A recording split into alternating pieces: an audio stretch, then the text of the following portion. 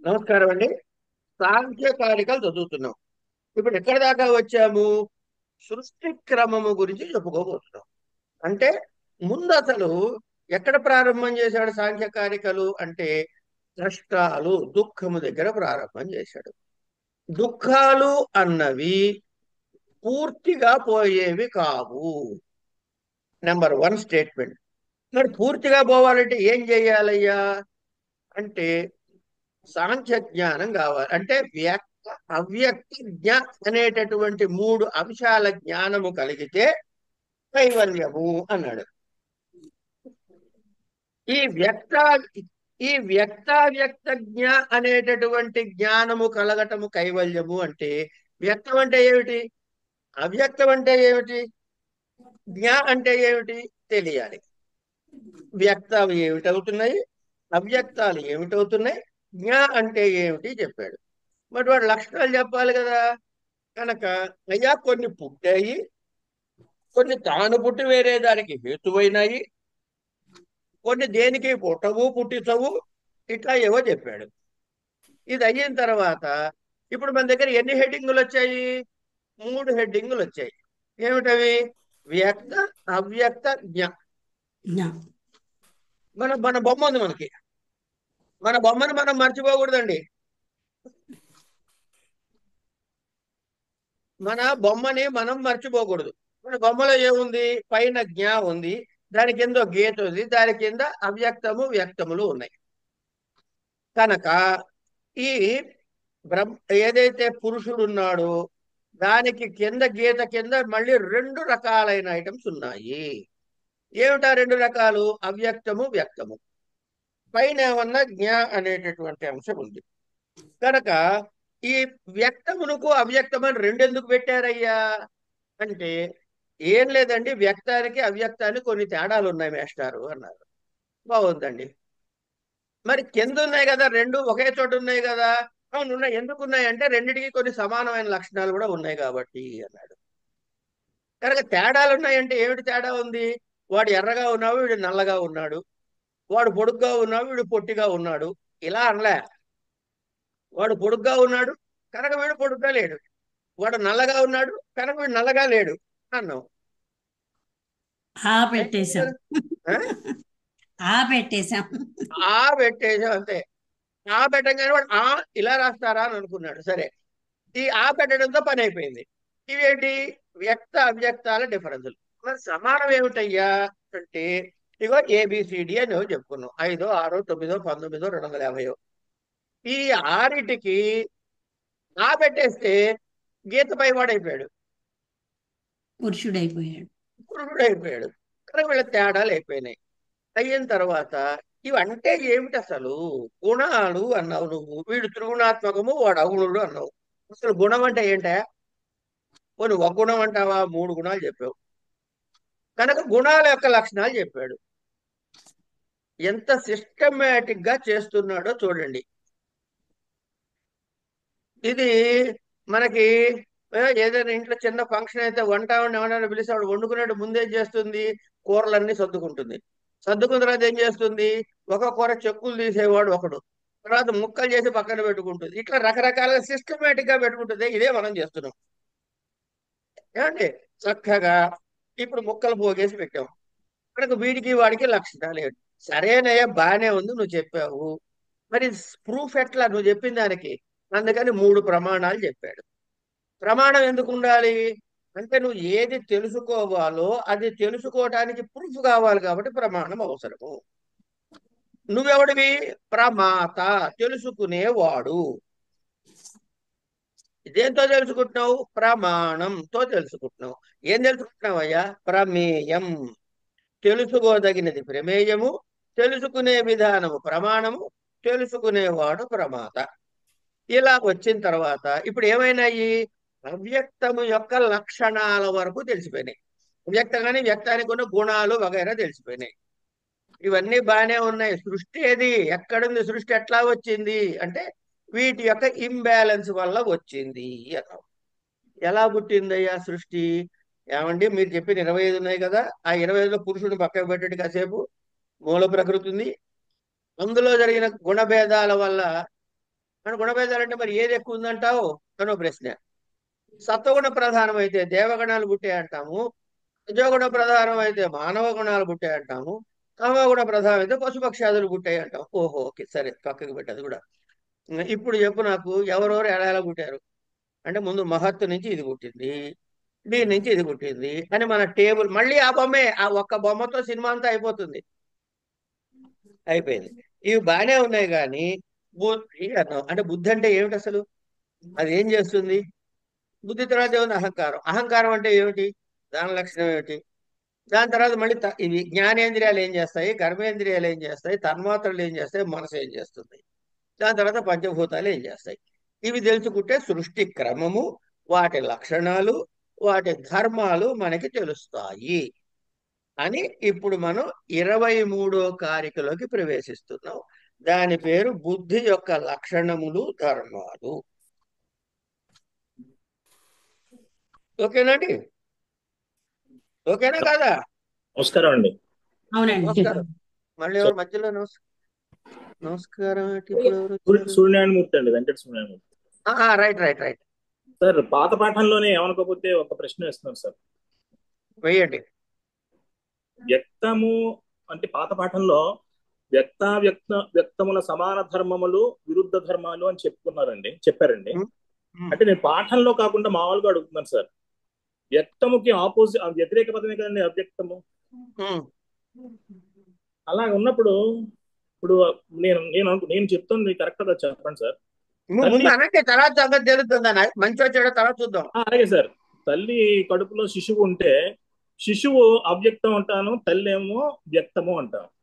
ఇప్పుడు వ్యక్తము అవ్యక్తము అన్నది opposite meanings అయితే సమాన ధర్మం ఎలా ఉంటుంది, విరుద్ధ ధర్మం ఎలా ఉంటుంది అన్నది నాకు అనుమానం సార్. ఇప్పుడు తల్లి వేరు పిల్ల వేరా కాదా? వేరే. మరి మనం చెప్తున్న వ్యక్తము అవ్యక్తము ఒకళ్ళ గురించే చెబుతున్నావా, రెండు డిఫరెంట్ ఎంటిటీస్ గురించి చెబుతున్నావా?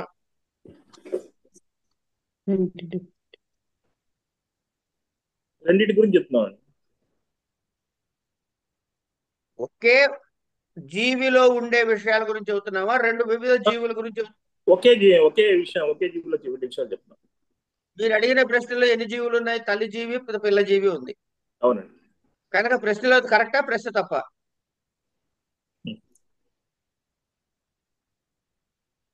తక్కువని చెప్పాలి. తప్పేనండి. కానీ మరి కనుక ఏం చేస్తారంటే మళ్ళీ చింతన చేయండి. మీరు చేస్తున్న లైన్ నేను తప్పు అనట్లే, ఇప్పుడు మళ్ళీ చింతన చేయండి. నేను సమస్యలు ఏవదీసా కదా, కనుక దీన్ని ఏం చేయాలబ్బా అని మళ్ళీ ఆలోచించండి. మీకే సమాధానం దొరుకుతుంది. దొరకకపోతే మనం కలిసి చదువుకుందాం, ఇబ్బంది ఏం లేదు. నేను ఇప్పుడే చెప్పేస్తే దాని మీద మీకు మనసు నిశ్చయం కాదు, మీరు ఆలోచించండి కాసేపు, తప్పేం లేదు. ఇలా క్రిటికల్ గా ఆలోచించడం తప్పు కాదు. భారతీయ సంస్కృతిలో ఉన్న గొప్ప విశేషములు రెండు: ఒకటి ప్రశ్నించే హక్కు, రెండు చింతన చేసి తెలుసుకునే బాధ్యత. ఇక బుద్ధి యొక్క లక్షణాలు, అవి చేసే పనులు ఏమిటి అంటే, అధ్యవసాయో బుద్ధి, అధ్యవసాయో బుద్ధిర్ధర్మ, జ్ఞానం విరాగ ఐశ్వర్యం, సాత్వికమేతద్రూపం, తామసమాస్మాద్విపర్యస్తం. బుద్ధి లక్షణాన్ని చెబుతూ ఏం చెబుతున్నాడంటే, అధ్యవసాయో బుద్ధిర్ధర్మ. అధ్యవసాయము అంటే నిశ్చయించి చెప్పటము అని. బుద్ధి యొక్క లక్షణం ఏమిటి అంటే నిశ్చయించి, ఇది అని డిసైడ్ చేస్తుంది అనమాట బుద్ధి. దాని లక్షణం అధ్యవసాయము అంటారు. దాని లక్షణం ఇంకేం చేస్తుంది అది? ఇది సాత్విక తామసిక అని రెండు రూపాలు. ఏమంటే ఇక్కడ గమనించండి, ఉన్నవి మూడు గుణాలు. ఇక్కడ బుద్ధికి తామస గుణము సాత్విక గుణము చెప్పి కానీ రజోగుణం చెప్పలే. ఆపండి, దాని సంగతి తర్వాత చూద్దాం. ఈ సాత్విక బుద్ధికి తామసిక బుద్ధికి నాలుగేసి ధర్మాలు ఉన్నాయి అన్నాడు. బుద్ధి యొక్క లక్షణం ఏమిటి? నిశ్చయించటం. ఏమండి? ఇప్పుడు మీరున్నారండి, దూరం నుంచి ఎవరో వస్తున్నారు. వాడు ఎవడబ్బా, ఏంటలా వస్తున్నాడు, వాడు ఎలా ఉన్నాడు, సుబ్బారావు గారా వెంకటరావు గారా అని ఆలోచిస్తాం. ఇది ఆలోచిస్తుంది మనసు. కొంచెం దగ్గరకు వచ్చా, ఈయన సుబ్బారావు గారే, ఈవిడ సుధ గారే, ఈవిడ అలివేల మంగమ్మ గారే అని నిర్ణయం చేసుకుంటాం. అది బుద్ధి లక్షణం. నిశ్చయమైనది బుద్ధి. ఇది సాత్వికము తామసికము అని రెండు రకాలు, రెండు రూపాలు ఉన్నాయి, రెండు ధర్మాలు ఉన్నాయి. ఈ రెండు రూపాల్లో ఒక్కొక్క దానికి 4 ధర్మాలు ఉన్నాయి. మనకు విద్య వచ్చేసింది కదండి. మనకు వచ్చిన విద్య ఏమిటి? ఒకటి తెలిస్తే రెండోది ఎట్లా తెలుసుకోవాలి? అంతే. సరే, ఇప్పుడు సాత్విక బుద్ధి లక్షణాలు చెబుతా. బుద్ధి యొక్క ధర్మాలు: ధర్మము, జ్ఞానము, వైరాగ్యము, ఐశ్వర్యము అని. ఇప్పుడు మీరు చెప్పేసేయండి దీనికి ఏమిటో. తామసికానికి ఏమిటి? అధర్మము అజ్ఞానము అలా చెప్పు. అంతే. అధర్మము, అజ్ఞానము, అజ్ఞానము, అధర్మము, అవైరాగ్యము, భాగ్యము. అనైశ్వర్యం. ఐశ్వర్యం, అవైరాగ్యం, అవైరాగ్యం, ఐశ్వర్యం ఐశ్వర్యం. ఆపోజిట్ అనైశ్వర్యం. ఆ, అనైశ్వర్యం. అంతే. అది చెప్పుకుందాం కాసేపు వచ్చాక. కనుక ధర్మము అంటే ఏమిటి? ఇప్పుడు నాలుగు నాలుగు యొక్క బుద్ధి యొక్క 4 ధర్మాలు చెప్పాడు. వీటి మొదటిది ధర్మము. ధర్మం అంటే ఏమిటి? అంటే అభ్యుదయాన్ని పొందించేది, అంటే స్వర్గాది ఫలమునిచ్చేది లేదా మోక్షాన్ని కలగజేసేది. అంటే ధర్మముగా ఉంటే అభ్యుదయానికి గాని, ఇటు స్వర్గాది ఫలములకు గాని, నిశ్రేయస హేతువు అంటే కనుక మోక్షం ప్రసాదించేది గాని. జ్ఞానము అంటే ఏమిటి? అంటే ప్రకృతి పురుష వివేకము జ్ఞానం. కింద ఉన్నవి ప్రకృతి, పైన ఉన్నది పురుషుడు. ఈ రెండిటి యొక్క సవ్యమైన జ్ఞానాన్ని కలిగిస్తుంది జ్ఞానం. ఇక వైరాగ్యం. వైరాగ్యం అంటే ఏంటి? దేనిని పట్టించుకోకపోవటం. ఎట్లా? ఇంద్రియాలని మనం కంట్రోల్లో తెచ్చుకుని, ఇంద్రియాలు మన కంట్రోల్లో పెట్టుకుంటే వచ్చేటటువంటిది. అయిపోయింది. ఈ వైరాగ్యాన్ని మళ్ళీ 4 రకాలుగా విడగొట్టారండి. ఊరికే చెప్తున్నా వినండి. ఈ వైరాగ్యాన్ని 4 భాగాలుగా చెబుతారు. ఏమిటవి అంటే, ఏమంటే ఇప్పుడు వైరాగ్యం కావాలి మనందరికీ. కాసేపు అనుకుందాం. మనకేం కావాలండి? వైరాగ్యం. వైరాగ్యం. వైరాగ్యం అంటే ఏమిటి? రాగద్వేషాలు లేకపోవటమేగా. ఉమ్. అవునా కదా? దేని మీద అంతే. మమ్మ పెట్టుకోకూడదు. ఉండటం కదా. ఇదే కదండి. అంతే. అంతే. కనుక మనం ఏం చేస్తాం? ఇవి రావటానికి మన ఇంద్రియాలని అటు పడితే అటు, ఇటు పడితే అటు పోకుండా దాన్ని కట్టి పెట్టే ప్రయత్నం చేస్తామా చేయమా? ఇంద్రియ నిగ్రహం చేసుకోవాలి. ఇంద్రియాలు కట్టి పెట్టే ప్రయత్నం చేస్తావా చేయమా? చేస్తాం. చేస్తాం. చేస్తాం. చేస్తాం. కనుక ఇవి ఎట్లా చేస్తావయ్యా? ఈ ఇంద్రియాలతో వచ్చేటటువంటి గోల ఏమిటయ్యా అంటే, అయితే రాగము లేకపోతే ద్వేషము. దొరికిందా ఆ రాగం? దొరికేంత వరకు రాగము, దొరకబోతే ద్వేషము వస్తాయి. కనుక వీటి కోసం మనం ఏదో మైత్రి, కరుణ ఇత్యాది భావాన్ని అనుష్ఠానం చేస్తాం, ప్రాక్టీసెస్ చేస్తాం. అవునా కదా? చేస్తాం. వీటిని కంట్రోల్ చేయడానికి ప్రాక్టీస్ చేస్తాం. ప్రాక్టీస్ చేయటానికి తెలుగులో ఏమంటారండి? యత్నించుట అనొచ్చా, అనకూడదా? యత్నించుట, ప్రయత్నించుట. అదే ప్రయత్నము, ప్రయత్నము. ప్రకృష్టమైన యత్నమే యత్నించుట. కనుక దీన్ని ఏమన్నాము? ఆ స్టేజ్ అంటే ఈ వైరాగ్యము 4 స్టేజెస్ చెప్తున్నామ్మా. మొట్టమొదటి స్టేజ్ ఏంటి? ప్రయత్నం చేసే స్టేజ్. అంటే యతమాన వైరాగ్యం అనండి. ఏమండి? వైరాగ్యం. ఆ తర్వాత ఈ ప్రయత్నం చేస్తుంటే రాత్రి రాత్రి అన్ని వచ్చేస్తాయా? రావు. కొన్ని సాధించగలుగుతాం, కొన్ని సాధించలేకపోతాం. కొన్ని సాధించిన వాటిని అమ్మయ్య, ఈ ఈ ఈ ఇంద్రియాల ప్రకోపం వల్ల జరిగే వాటిలో ఇప్పటి వరకు ఇవన్నీ నశించాయ్యా, ఇంకా ఇగో ఇవి నశించాల్సి ఉన్నవి కనుక వీటి మీద నేను బుద్ధి పెట్టాలి, కనుక వీటిని మాత్రం ఇంకా పట్టించుకోకుండా చూసుకోవాలి, జాగ్రత్త పడాలి అనుకుంటామా అనుకోమా? అనుకుంటాం. కనుక మొట్టమొదటి చేసిన యతమానం ఏంటి? అన్నిటినీ తోసే ప్రయత్నం చేస్తున్నాం. ఉమ్. రెండో స్టేజ్లో ఎందుకు కొన్ని తోసేసాం, మిగిలిన వాటి మీద దృష్టి పెడుతున్నాం. కనుక ఆ మిగిలిపోయిన వాటి మీద మనకి ఏం కలగాలి? ప్రేమ కలగాల, వ్యతిరేకత కలగాల? వ్యతిరేకత కలగాలి. కనుక దాని వ్యతిరేక వైరాగ్యం అనండి. వ్యతిరేక రెండో స్టేజ్ అయిపోయింది. ఇప్పుడు ఏం చేస్తాం మనము? ఈ ఇంద్రియాలన్నీ గొడవలు చేస్తుంటే వాటిని అన్నిటినీ పక్కకు ఆగి తీసుకొచ్చి అన్ని క్లీన్ చేసేసి, ఏమండి ఇప్పుడు మన దగ్గర ఏం మిగిలింది? ఇంద్రియాల వ్యాపారం లేదు, పరమాత్మ చైతన్యాన్ని తెలుసుకోవాలి, మోక్షమును పొందాలి అనే ఒక కాన్సెప్ట్ మాత్రమే మిగిలిందా లేదా? మిగిలింది. ఒకటే ఒకటి మిగిలింది, అవునా కదా? అవును మహోదయ. ఎక్కడుంది ఇది? కర్మేంద్రియాల్లో ఉందా, జ్ఞానేంద్రియాల్లో ఉందా, తన్మాత్రలో ఉందా, లేకపోతే ఇది ఒక్కటే మనం ఇక మనం కేవలం పరమాత్మని సాధించాలి అనేది ఎక్కడుంది కోరిక? మన బుద్ధిలో ఉండాలి కదా. మనసులో. మనసులో ఉంది. అసలు ఆ మనసులో ఆ ఉత్కంఠ ఉండటాన్ని, ఇప్పుడు మనసు కూడా ఒక ఇంద్రియమేగా. కర్మేంద్రియ, జ్ఞానేంద్రియ, తన్మాత్ర, ఇంద్రియాల లిస్టు వరుసలో ఉంది కాబట్టి మనసు కూడా ఇంద్రియమే కదా. ఇంద్రియం. ఎన్ని ఇంద్రియాల్లో ఇప్పుడు చెప్పండి, మీ బుద్ధి ఎన్ని ఈ వైరాగ్యం ఎన్ని ఇంద్రియాల్లో ఉండి కాన్సన్ట్రేట్ అయి ఉంది? మనస్సు, బుద్ధి, 11 కర్మేంద్రియాలు. నేను అడిగిన ఆగండి ఆగండి నేను అడిగిన ప్రశ్న విని సమాధానం చెప్పండి. చింతపండు ఉందంటే కందిపప్పు ఉంది అనొద్దు. ఇప్పుడు మనం కర్మేంద్రియ, జ్ఞానేంద్రియాలు అన్ని కూడా కట్టేసాం, యతమానంలో ప్రయత్నం చేసాం, వ్యతిరేకంలో వదిలేయాల్సినవి తెలుసుకున్నాం. ఇప్పుడు కేవలం ఇవన్నీ పోగా ఒక్క మనసులో మాత్రము ఎలాగైనా ఇది సాధించాలనేటటువంటి ఉత్కంఠ మిగిలింది. ఎన్ని ఇంద్రియాల్లో మిగిలాయి? ఒక మనసు ఒకటే ఒకటే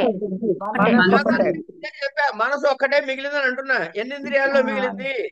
ఒక ఇంద్రియంలోనే ఒక్కటే. దీన్ని సంస్కృతంలో అంటే ఏమనాలి? ఏకేంద్రియము అనాలి.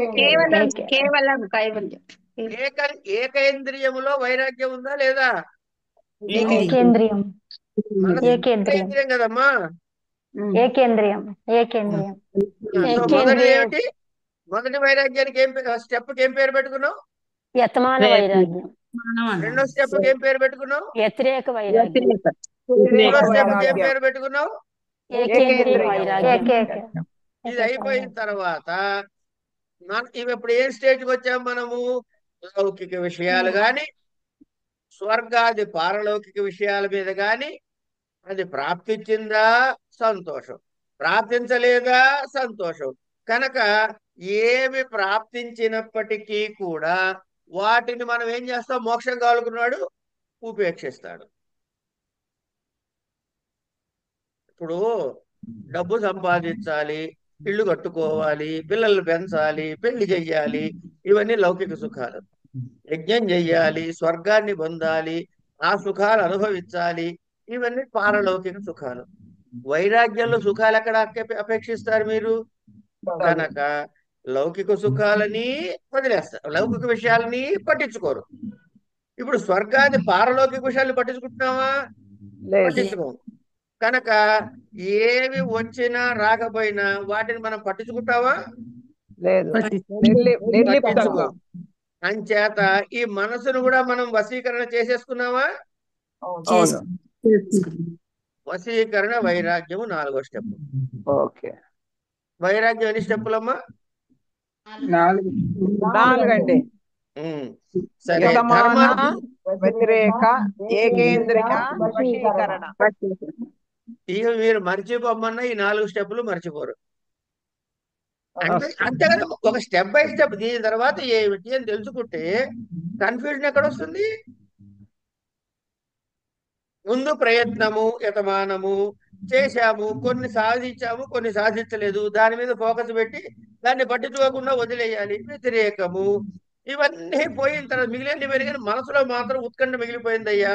సరే బస్ ఏకేంద్రియ వైరాగ్యము అది కూడా వదిలేశాము. వశీకరణ వైరాగ్యము అయిపోయింది 4. కనుక బుద్ధి యొక్క ధర్మాలు ఏమిటి? సాత్విక బుద్ధి యొక్క ధర్మాలు ధర్మము, జ్ఞానము, వైరాగ్యము, ఐశ్వర్యము. ఇప్పుడు ధర్మాల గురించి చెప్పుకున్నాం. జ్ఞానం అంటే ప్రకృతి పురుష విజ్ఞానం అని చెప్పుకున్నాం. వైరాగ్యం అంటే యతమని 4 చెప్పుకున్నాం. ఇక మిగిలింది ఏం చెప్పుకోవాలి? ఐశ్వర్యం గురించి చెప్పుకోవాలి. ఐశ్వర్యము అంటే అణిమాది అష్టసిద్ధులు కలుగుట. మీకు చిన్న విషయం చెబుతా, గమనించండి. ఇది నేనేం పాఠం చెప్పట్లేదండి మీకు, మనం అనుభవాల్ని మాత్రమే మీకు గుర్తు చేస్తున్నా. అది కూడా చెప్పట్లే, గుర్తు చేస్తున్నా. మనము ఎవరైనా తెలిసిన ఆయన బాగా రోజు జపము తపము చేసుకునే వాళ్ళు ఎవరో మీ ఎవరైనా తెలిసిన వాళ్ళు ఉంటే, అని వాళ్ళ దాకా ఎందుకంటే నేనే చేస్తానని సంతోషం. మీరైనా సరే అనుకున్నప్పుడు మీరు మాట అంటే అది అయి తీరుతుందా కాదా? పోనీ మీకు తెలిసిన వాళ్ళు ఎవరైనా అంటే అయి తీరుతుందనే నమ్మకం మీకు కనపడారా లేదా? అవుతుంది. ఎవరో ఒకరికన్నా, కనీసం ఇందులో ఒకరికన్నది లేదా అంటే అనుభవం మీకే ఉండక్కర్లే, మీకు తెలిసిన వాళ్ళు ఎవరికైనా ఉందా? అవుతుంది మహోదయ. అంతే సేన్యా ఇలాచి అంతే. ఇలాచి ఉమ్, ఇలాచి వద్దమ్మా, ఇలాచి వద్దు. ఇలాచీలు కూడా మా క్లాసులో ఎట్లా ఇలాచి అన్నా కూడా పట్టి చెప్పేస్తే ఎట్లా తల్లి? క్షమిత మహోదయ, క్షమిత. సరే, దీన్ని ఏమంటామంటే సిద్ధులు అంటాం. సిద్ధులు ఇవి 8 రకాల సిద్ధులు. వీటిని అష్టసిద్ధులు అంటారు. అష్టసిద్ధి నవనిధికే దాత అసవర దీన జానకి మాత. అష్టసిద్ధులు. తర్వాత లేదా అణిమాసి జన్మ, గణిమాసి జన్మ, లగిమాసి జన్మ, మహిమాసి జన్మ, ఈ సిద్ధి జన్మ. మనం పుస్తకం తీసి ఎడాపెడ ఏ మూల్యమే చదివేస్తున్నాం, అందులో ఉన్నవి అవే. రామచంద్ర మ్యూట్ చేస్తే మీరు మాట్లాడలేరు. మ్యూట్ చేయకపోతే నాకేమో మీతో చెప్పిస్తూ పాఠం చెప్పడం అలవాటు. నేను 1 వే ట్రాఫిక్ లో చెప్పుకోపోతే మీరు నిద్రపోతున్నారో తెలియదు, మెలుగుతూ ఉన్నారో తెలీదు. కనుక నా బాధను అర్థం చేసుకుని మ్యూట్ లో పెట్టుకోండి. చెప్పదలుచుకుంటే తీసి చెప్పండి. సరే, ఐశ్వర్యం అంటే అణిమాది అష్టసిద్ధులు కలగటము. ఇది దేని లక్షణం? ఇది బుద్ధి యొక్క ధర్మములు. అయిపోయింది. ఇవి ఏ బుద్ధి యొక్క ఏ టైపు బుద్ధి ధర్మాలు? ఐశ్వర్యం. ఏ టైపు బుద్ధి ధర్మాలు? అణిమాది సిద్ధులు. సాత్విక మహోదయ. సాత్విక బుద్ధి, సాత్విక బుద్ధి సార్. సాత్విక బుద్ధి యొక్క లక్షణ ధర్మాలు ఏమిటి? ఎన్ని ధర్మాలు ఉన్నాయి సాత్విక బుద్ధికి? 4. ధర్మము, ఏమిటవి? జ్ఞానము, వైరాగ్యము, ధర్మము, ఐశ్వర్యము. జ్ఞానము, వైరాగ్యము, వైరాగ్యము, ఐశ్వర్యం. ఐశ్వర్యం. ఇప్పుడు తామస బుద్ధికి వీటి ఆపోజిట్లు అధర్మము, అజ్ఞానము, అవైరాగ్యము, అనైశ్వర్యం. అనైశ్వర్యం. ఇప్పుడు మీకు వైరాగ్యం కలగలేదు అంటే మీకు ఏమున్నట్టమా? కోరిక చచ్చాను ఉన్నట్టుగా. తామస గుణం ఉన్నట్టే. కనుక అవైరాగ్యము అన్న దానికి ఇంకొక మారు పేరు ఏంటంటే, అంటే ఇంత పొడుగు పెడతారు ఇంటి పేరు, ఫలానా సో అదేంటే చాలా రాజశూద్ర వెంకట పెట్టి చివరికి పండుగాడు అంటారు.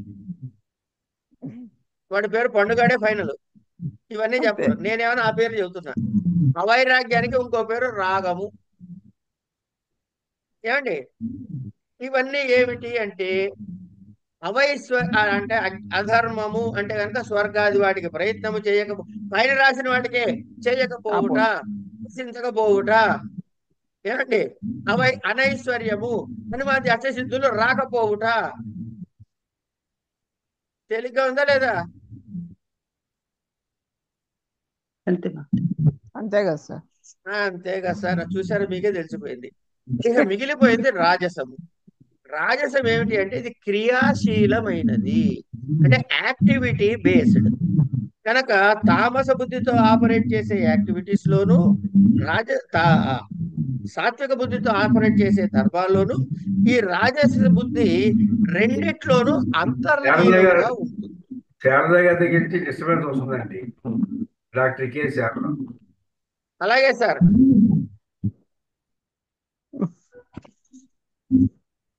అలాగే సత్యబాబు గారు. కనుక ఇది అయిపోయింది. ఇంతేనండి.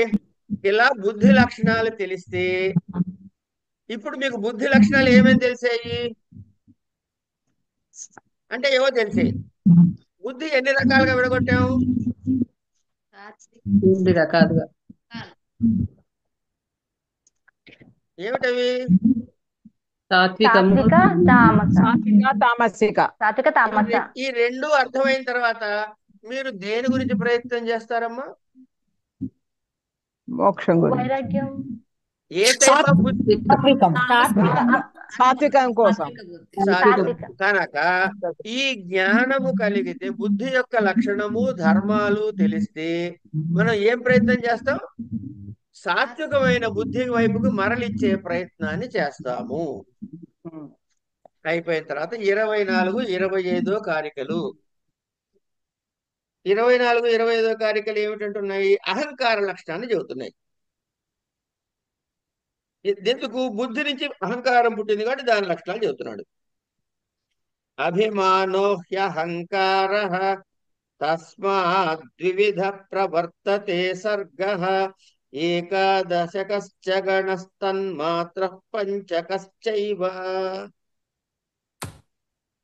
రెండోది 25వ శ్లోకం కూడా 25వ కారిక కూడా చదివేస్తున్నా. సాత్విక ఏకాదశక ప్రవర్తతే వైకృతాద్ అహంకారాత్ భూతాదేస్తన్మాత్రః స తామసస్తైజసాదుభయం. ఇది బుద్ధి యొక్క లక్షణాలు, అహంకారం లక్షణాలు. అహంకారం అంటే ఏం లేదమ్మా, నేను అంటామే, ఇదే అహంకారం. ఈ నేను అనే అభిమానాన్ని అహంకారం అంటాం. దీన్ని 3 హెడ్డింగుల్లో రాసుకోండి.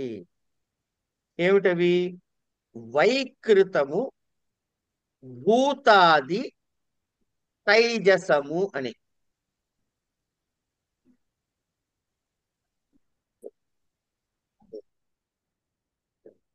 కనుక అహంకారానికి 3 హెడ్డింగులు. ఏమిటవి?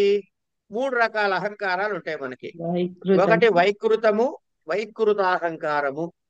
2 భూతాది అహంకారము. 3 తైజసము, తైజసాది అహంకారము. ఈ వైకృతము అంటే ఏమిటంటే మనకి ఎన్ని గుణాలు ఉంటాయండి? 3 ఏమిటవి? గుణాలు. రజో తమో గుణం. ఆ సత్వ గుణంలోంచి వచ్చిన సాత్విక అహంకారాన్ని పేరు వైకృతం. ఓకే. ఇది ఏం చేస్తుంది? జ్ఞానాన్ని కలిగిస్తుంది. సాత్విక లక్షణాలు మనం చదువుకున్నాం కదా, ప్రకాశము, జడత్వం ఉండదు, అవి ఇక్కడ తెచ్చి చేసుకోండి. మళ్ళీ జ్ఞానాన్ని కలిగిస్తుంది. దీని నుంచి ఏం పుట్టాయి? అహంకారం నుంచి ఏం పుడతాయి? మన టేబుల్లో చెప్పండి. అహంకారం నుంచి ఏమేమి పుట్టాయి? జ్ఞానేంద్రియాలు, కర్మేంద్రియాలు, జ్ఞానేంద్రియాలు, తన్మాత్రలు, మనస్సు. ఇప్పుడు ఈ అహంకారం వీటి పైన ఉంది. ఈ అహంకారంలో ఎన్ని విధాలని చెప్పాము? 3 విధాలని చెప్పాము. 3 విధాలు. భూతాది, తైజసం. ఈ వైకృతము సాత్విక అహంకారము అన్నాం. సాత్విక అహంకారం ఏం కలిగిస్తుంది? జ్ఞానం ఇస్తుంది. జ్ఞానం ఇస్తుంది. కనుక ఇప్పుడు జ్ఞానేంద్రియం పువ్వును గుర్తిస్తుందా లేదా? కర్మేంద్రియం వెళ్ళి అదే పువ్వుని కనబడి దాన్ని కోసుకు రావాలా వద్దా? అనిపిస్తుంది. అప్పుడు పువ్వు చూడంగానే మనసు పీకాలా వద్దా? పీకుతుంది. ఈ 3 జ్ఞానానికి సంబంధించిన విషయాలైనా కాదా? సంబంధించిన విషయాలు. దేర్ఫోర్ వైకృతము అనే సాత్విక బ్రాంచ్ ఆఫ్ అహంకారం నుంచి వచ్చినవి ఏమిటి అంటే జ్ఞానేంద్రియ, కర్మేంద్రియ, మనసులు. ఇవన్నీ అనమాట. 3 11. రైట్. సరే. ఇప్పుడు భూతాది అన్నది ఉంది. ఉమ్, ఈ భూతాది అన్నదాన్ని తామసాహంకారం నుంచి పుట్టింది. ఉమ్. భూతాలు ఏంటండి? పంచభూతాలు పంచమహాభూతాలు 5 పంచభూతాలు మహాభూతాలు పంచభూతాలు దేని నుంచి పుట్టాయి? తన్మాత్రల నుంచే తన్మాత్రలు తన్మాత్రలు అహంకారం నుంచి పుట్టాయి. అహంకారం బుద్ధి నుంచి కనుక అహంకారము నుంచి పుట్టినటువంటి జ్ఞానేంద్రియ కర్మేంద్రియ మనస్సులు ఏమిటైనా ఈ తైజస సాత్విక అనేటువంటి వైకృతిక అహంకారం నుంచి పుట్టాయి. అవును అవును ఈ భూతాదులు ఉన్నాయే, భూతం పేరు కనబడుతుంది కదా పక్కన, మహాభూతం అని. కనుక తన్మాత్రలు పంచమహాభూతాలు భూతాది అనేటటువంటి తామసాహంకారం నుంచి పుట్టాయి. ఓహో చెప్పేశారండి. అంచేత తన్మాత్రలు మహాభూతాలు పుట్టాయి. స్వయముగా అక్రియమైనటువంటి, స్వయముగా తమ పని తాము చేయలేనటువంటివి వైకృతము భూతాది అహంకారాలకి యాక్టివిటీ అంటే ఆ రాజస గుణం తాలూకు చెయ్యాలంటే ఏం కావాలయ్యా అంటే తైజసాహంకారము, తేజస్సు కావాలి. కనుక తైజసాహంకారము, వైకృతిక అహంకారము, భూతాది అహంకారముల యొక్క సహకారం చేస్తుంది. లక్ష్మి గారు ఏం చెప్పినా అర్థం కాలేదు ఒకసారి 3 చెప్పండి. వైకృతము, సాత్విక వైకృతము భూతాది తైజస అహంకారం. వైకృతం అంటే ఏమేమి పుట్టాయి? జ్ఞానేంద్రియ కర్మేంద్రియ మనస్సు. ఇవి తైజస్, ఇవి వైకృతం నుంచి వచ్చాయి. భూతాది నుంచి ఏం పుట్టాయి? మిగతా 2 తన్మాత్రలు పంచమహాభూతాలు మొత్తం అన్ని వచ్చేసాయి. మరి ఈ అహంకారంలో ఉన్న రాజసం ఏం చేస్తోంది? దాని పేరే తైజసము అన్నాం. ఈ తైజసం రెండింటినీ యాక్టివేట్ చేస్తూ ఉంటుంది ఆపరేట్ చేయడానికి. క్లియర్ అయిందండి? రైట్. ఇప్పుడు ఈ జ్ఞానేంద్రియ కర్మేంద్రియాలు ఏం చేస్తాయి? ఇంకొక 5-10 నిమిషాలు క్లాసు వినే ఓపిక ఉందా మీకు? ఉందండి, చెప్పండి. ఉందండి సార్. రైట్. ఇప్పుడు ఇక్కడికి ఏమేమి చెప్పాం మనము? ఇంద్రియాలు వాటి చేసే కార్యక్రమం. ఇప్పుడు ఏం చెప్పుకున్నామంటే మనం అహంకారంతో వచ్చేటువంటి లక్షణాలు చెప్పేసుకున్నాం. ఇప్పుడు ఈ జ్ఞానేంద్రియ కర్మేంద్రియాలు ఏం చేస్తాయి? జ్ఞానేంద్రియ కర్మేంద్రియాలు ఏం చేస్తాయి? మనసు ఏం చేస్తుంది తెలియాలి. అదైన తర్వాత ఏం తెలియాలండి? అదైన తర్వాత ఏం చేయాలి? తన్మాత్రలు తెలియాలి, పంచమహాభూతాలు తెలియాలి. అక్కడి వ్యవహారం పూర్తయినట్టు. కనుక ఈ ఇంద్రియాలు చేసే కార్యక్రమాలు ఏమిటి అంటే 26, 28వ కారిక చెబుతుంది. గుర్తుపెట్టుకోండి. ఇది 26, 28. 27 మాత్రం వదిలేశాము. కారణం ఏంటంటే జ్ఞానేంద్రియ కర్మేంద్రియాలు 2, జ్ఞానేంద్రియాలది కర్మేంద్రియాలు చేసేదేమో 26, 28 చెప్తే మనసు చేసేది 27వ కారిక చెబుతుంది. కనుక మనసును తర్వాత తెలుసుకుందాం. జ్ఞానేంద్రియ కర్మేంద్రియాలు చూద్దాం. జ్ఞానేంద్రియ బుద్ధీంద్రియాణి చక్షుశ్రోత్ర జిహ్వాఘ్రాణ రస సత్వగాఖ్యాని వాక్పాణి పాదపాయూపస్థాన్ కర్మేంద్రియాణ్యాహు. ఇందులో చెప్పేది ఏముందండి? జ్ఞానేంద్రియములు అంటే త్వక్ చక్షు శ్రోత్ర జిహ్వాఘ్రాణములు. త్వక్ అంటే చర్మము, చక్షు, శ్రోత్ర, జిహ్వ, ఆఘ్రాణాలు. ఇవి జ్ఞానేంద్రియాలు. కర్మేంద్రియాలు ఏంటి? వాక్, పాణి, పాద, పాయు, ఉపస్థ. అంటే జ్ఞానేంద్రియాలు చక్షువు రూపమును, అంటే శబ్దస్పర్శ రూపరసగంధాలు తన్మాత్రలు ఉన్నాయి కదా, అది ఉమ్, చక్షువు రూపమును, శ్రోత్రము శబ్దమును, ఘ్రాణము వాసనను, రసన రుచిని, త్వక్ స్పర్శని గ్రహిస్తాయి. కర్మేంద్రియాలు ఏం చేస్తాయి? వాక్ అంటే మాట్లాడటానికి, వాక్ అనేది వచన మాట్లాడుటకు, పాణి ఆదాన ఇచ్చి పుచ్చుకోవటానికి, చేతితో ఇచ్చి పుచ్చుకుంటాం కదా ఇట్లా, పాద నడిచి వెళ్ళుటకు, పాయు అంటే మనకు ఉన్నటువంటి శరీరంలో వచ్చిన మలినాల్ని బయటికి పంపించేందుకు అనమాట. ఉపస్థ ఆనందము లేక సంభోగము కర్మలు చేయుటకు.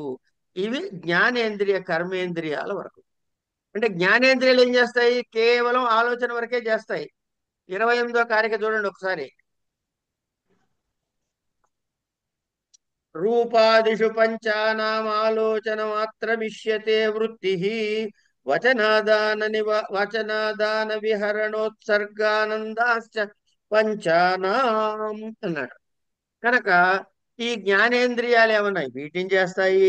కర్మేంద్రియాలను వచనాదాన గమనానంద ఉత్సర్గ ఆనంద ఉపస్థానందాలతో చెప్తాయి. కనుక జ్ఞానేంద్రియాలు కేవలం ఆలోచన వరకే, వాటిని గ్రహించేంతటి వరకే దాని పని. వాటి గురించి ఏం వర్కౌట్ చేస్తున్నాయి? వచనాదానాది క్రియల ద్వారా చేయటం అనేది కర్మేంద్రియాల పని అని 26, 28 కారికల్లో చెప్పాడు. 28వ కారికలో ఏం చెప్పాడయ్యా?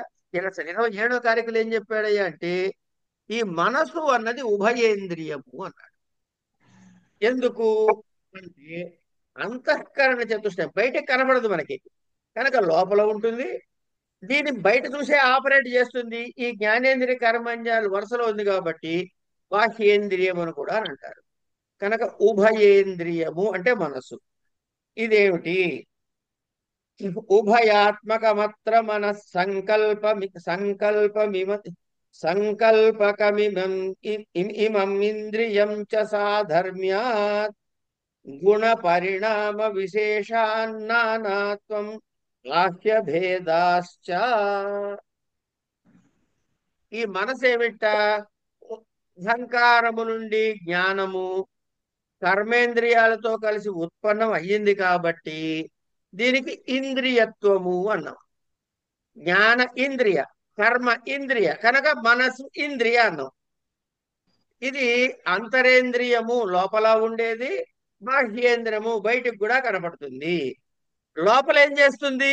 సంకల్పం చేస్తుంది, ఇది తిందామా వద్దా అని ఆలోచిస్తుంది, కనుక ఇది అంతరేంద్రియం. తర్వాత ఏం చేస్తుంది? జ్ఞానేంద్రియాలతోటి కలిసి బహిర్ముఖం కూడా పనిచేస్తుంది.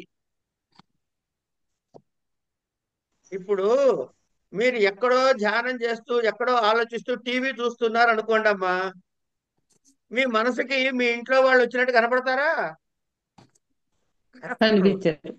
కనుక జ్ఞానేంద్రియమైనటువంటి చక్షు వాడు పడినప్పుడే మనసు కూడా దాని మీద పడి వాడు గుర్తిస్తుంది.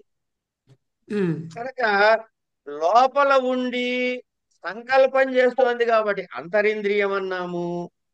బయట జ్ఞానేంద్రియాలతో కలిసి పనిచేస్తోంది కాబట్టి బహిరింద్రియం అన్నాము. కనుక ఉభయేంద్రియము మనసు. ఈ ఇంద్రియాలలో మళ్ళీ త్రిగుణాల యొక్క అప్స్ అండ్ డౌన్స్ తారతమ్యములు ఉంటాయి. ఇప్పుడు మనం వేటి గురించి చెప్పుకున్నాం?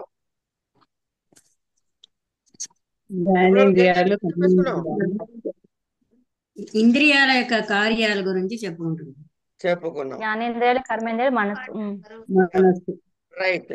ఇప్పుడు మన టేబుల్లో చూస్తే అహంకారం నుంచి, అహంకారంలో ఎన్ని రకాలైనటువంటివి ఉన్నాయి? విధాలు 3 రకాలు. సాత్విక, అవి గుణాలు, రాజస తామసిక. వీటిలో 3 పేర్లు, 3 విధాలు ఏమిటి? వై వై వై వైకృతము, భూతాది, వైకృతము, భూతాది, తైజసము. ఈ తైజసము రెండిట్లోనూ ఆపరేట్ అవుతూ ఉంటుంది. వైకృత నుంచి ఏమేమి పుట్టాయి? ఏ పుట్టాయి కింద? జ్ఞానేంద్రియ, కర్మేంద్రియ, మనస్సు. భూతాది నుంచి ఏం పుట్టాయి? తన్మాత్రలు, పంచమహాభూతాలు.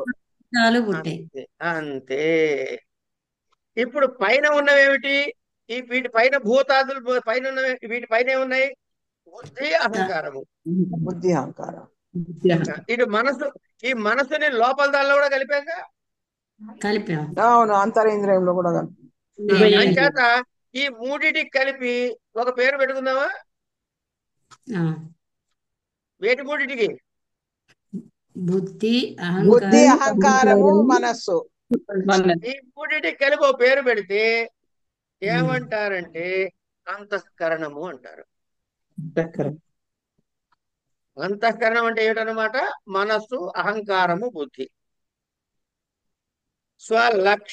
స్వలక్షణ్యం వృత్తిస్త్రయస్య సైషా భవత్య అసామాన్య సామాన్యకరణ వృత్తి ప్రాణాద్యావయవ పంచ. తర్వాత ఏమంటున్నాడు? యుగపచ్చతుష్టయస్యతు వృత్తిక్రమశ్చ నిర్దిష్ట దృష్టే తదాప్యదృష్టే త్రయస్య తత్పూర్వికా వృత్తి. ఇక్కడ దాకా చెప్పి ఆపుకుందాము, కారణం చివరిలో చెబుతా. అంతఃకరణం అంటే ఏమిటి? మనస్సు, బుద్ధి. మనసు ఏం చేస్తుంది? కేంద్రీయంగా పనిచేస్తుంది, పనిచేస్తుంది. అంతఃకరణం ఉభయంగా ఉభయంద్రియంగా పనిచేస్తుంది. సంకల్పం చేస్తుంది. బుద్ధి ఏం చేస్తుంది? నిశ్చయాత్మకం, నిశ్చయిస్తుంది. దాన్ని అధ్యవసాయము అన్నారు. ఇవి రెండు చేస్తే అహంకారం ఏమంటుంది? ఇది నేనే చేస్తున్నా అంటుంది. ఈ నేనే చేస్తున్నాననే భావన కలిగిస్తుంది. ఇలా ఈ మూడు ఇంద్రియ వ్యాపారాలు కూడా, అంటే ఇప్పుడు సంకల్పము బుద్ధి గాని అహంకారం గాని చేస్తుందా? పోనీ బుద్ధి సంకల్పం గాని నేను చేస్తున్నానని అహంకారాన్ని కలిగిస్తుందా? పోనీ అహంకారము సంకల్పం గాని అధ్యవసాయంగా నిర్ణయం గాని చేస్తుందా? కనుక దేనికి అదే బయట పని అవే చేస్తున్నాయా లేదా? పని వాళ్ళే చేసుకుంటారు. కనుక ఈ అంతఃకరణము అంటే ఏమిటి? బుద్ధి, మనసు, అహంకారము దేనికదే విలక్షణమైనది. ఏమండి? ఇక మనలో ఒక వాయువు ఉందండి, ఒకటి ఉందండి, దాని పేరు వాయువు. ఏమండి? అందుకే శంకర భగవత్పాదులు వారు చెప్పారు, గతవతి వాయౌ దేహాపాయే భార్యాం బిభ్రతి తస్మిన్ కాయే అన్నాడు. భజ గోవిందం భజ గోవిందం గోవిందం భజ మూఢమతే. అంచేత ఈ వాయు సంచారము శరీరములో జరుగుతోందయ్యా. ఈ సంచారం జరిగే ఈ వాయువు 5 రకాలుగా ఉంది. వాటి పేరేమిటి అంటే ప్రాణ, అపాన, వ్యాన, ఉదాన, సమాన అనే 5 భేదాలతో ఒకే వాయువు ఉన్నది. అది గుర్తుపెట్టుకోండి. అర్థమైందా? అర్థమైంది. ఎన్ని వాయువులు ఉన్నాయి? 5 ఒకటే వాయువు 5 రకాల్లో ఉంది. 5 పేర్లు పెట్టాం. ఒకటే వాయువే, ఒకటే వాయువు 5 పేర్లు పెట్టాం. అది ఇవి ఏం చేస్తున్నాయంటే దీంతో ఈ శరీర వ్యాపారం సంచారం జరుగుతోందండి అని చెప్పి ఈ బాహ్యమైన పదార్థాలు గ్రహణలో మనసు, బుద్ధి, అహంకారము ఇవన్నీ పదార్థ గ్రహణ సమర్థములైన ఇంద్రియము. ఇవన్నీ ఏమేమిటి? మనస్సు, బుద్ధి, అహంకారము, తర్వాత అది గ్రహించడానికి సమర్థమైన ఇంద్రియము. అంటే కంటితో వాసన చూడము, ముక్కుతో రుచి చూడము, నాలుకతో చూపు చూడము, వాసన కూడా చూడము, స్పర్శ కూడా తెలియదు. కనుక ఏది చేస్తున్నారో ఆ జ్ఞానేంద్రియము ద్వారా కలిసి ఈ 4 ఏకకాలంలో ప్రవర్తిస్తాయి. ఎప్పుడు మన ప్రజెంట్ లో మాట్లాడితే, ఇప్పుడు మాట్లాడుకుంటుంటే, అదే జరిగిపోయిన విషయాలు గాని జరగబోయే విషయాలు గాని ఆలోచించామనుకోండి కాసేపు, అప్పుడు ఏమైందంటే ఆమె ఇప్పుడు మనకేమిటవుతుంది అంటే ముందు ఇంద్రియాలు అంటే జ్ఞానేంద్రియము, దాని తర్వాత మనసు, బుద్ధి, అహంకారాలు ఆపరేట్ అవుతాయి. ఉదాహరణకి ఎదురుకుండా ఉన్నది చెట్ట మనిషి అనుకున్నాం అనుకోండి, ముందు ఎవరు ఆపరేట్ చేశారు? మనసు ఆపరేట్ చేసింది. బుద్ధి దాన్ని రూపాన్ని నిర్ణయం చేసింది. అహంకారం నేను తెలుసుకున్నానంది. ఇవన్నీ ఆ ఇంద్రియంతో కలిసాయి. ఇవన్నీ ఏకకాలంలో జరిగాయి. అంటే ఒక ఇంద్రియానికి సంబంధించిన విషయము వేరే ఇంద్రియము గ్రహించదు. ఇవాళ ఎన్ని కార్యక్రమాలు చెప్పుకున్నట్టయిందమ్మా మనం? 10 20, కార్యక్రమాలు 30 దాకా చెప్పుకున్నాం. 30 దాకా చెప్పుకున్నాము. ఎందుకు 30 దాకా చెప్పుకున్నాము అంటే చెబుతాను. 8 కార్యక్రమాలు ఇక్కడికి వాటికి ఆపుకుందాము, మిగతాది రేపు చెప్పుకుందాము. ఒక్క నిమిషం ఉండండి.